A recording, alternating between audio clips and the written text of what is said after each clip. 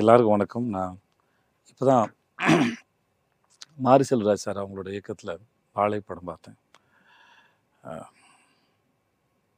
ரொம்ப அற்புதமான ஒரு திரைப்படம். இன்னமும் அந்த படம் இன்னும் முடிஞ்ச மாதிரியே தெரியல. அதுக்குள்ளேயே தான் இன்னமும் இருக்கிறோம். அதில் அவர் பேசின அரசியலாக இருக்கட்டும், வசனமாக இருக்கட்டும், நடித்த எல்லாருமா இருக்கட்டும், அந்த ஊரில் அவங்க வாழ்க்கைக்கு மத்தியில் அந்த ஊர்க்காரங்களை ஒருத்தராகவும் இங்கேருந்து அங்கேருந்து இன்னும் வெளியே வர முடியாத அளவுக்கு தான் அதில் மாட்டிக்கிட்டு இருக்கோம். மாரி செல்வராஜ் சாருக்கு மிகப்பெரிய நன்றி. இந்த மாதிரி ஒரு படம் எடுத்ததுக்கு, இந்த மாதிரி ஒரு வாழ்க்கையை பதிவு வச்சதுக்கு. செய்திகளில்